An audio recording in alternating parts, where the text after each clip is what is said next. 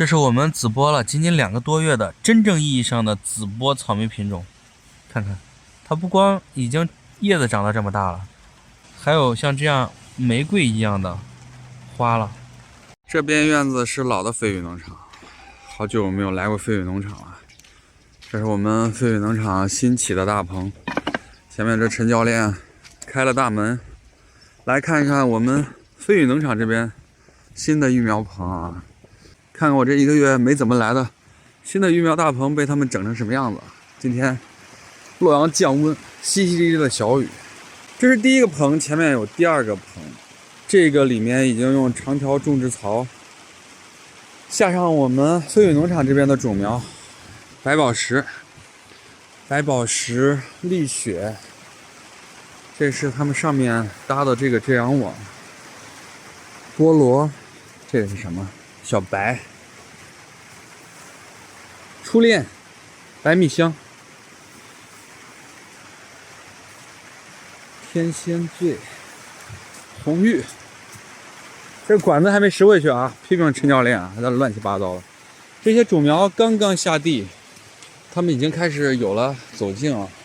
这是酒香、鬼怒柑、佐贺清香、太空2008、美白姬、月后姬、莹玉啊，这是好多人惦记的莹玉。这是我们飞羽农场的新的育苗大棚啊。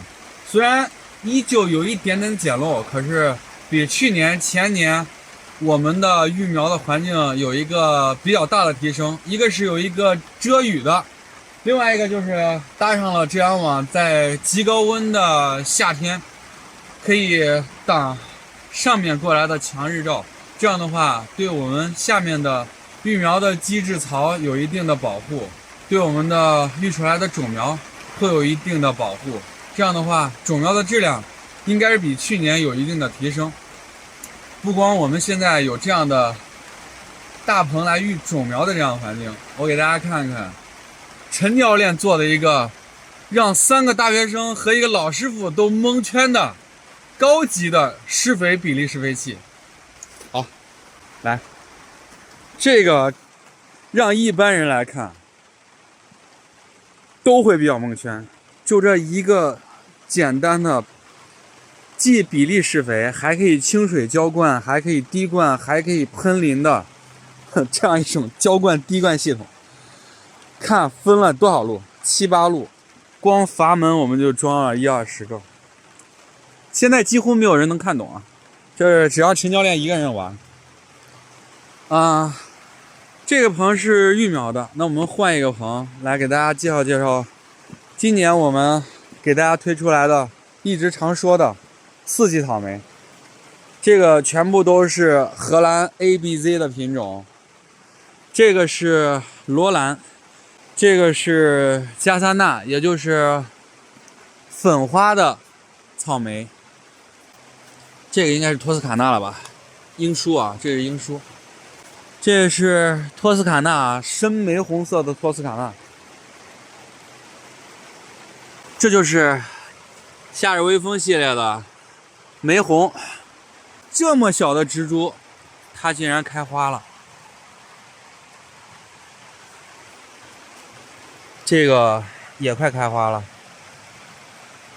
证明这个紫波的品种来花真的是很早的，温度合适了，它不管大小，就准备开花了。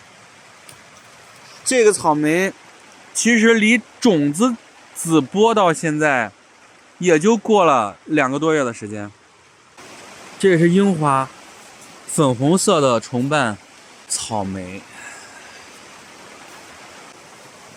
这是白色的复蔓，也就是夏日微风白雪。这边呢应该是德利兹了，屡获大奖的一个德利兹。今天简单说一下，我们现在这7款 ABZ 的草莓，即将是今年的一个在夏季会出彩的所谓的4季草莓。它们也是日中性的草莓，它们也是真正意义上的紫波草莓。它们是荷兰的科学家用父本和母本来杂交出来的 F1代的种子，这样的种子去播种，然后长出来这样的草莓植株。它们开的花结完果之后，它们的种子留下来会产生变异，甚至不会开花结果。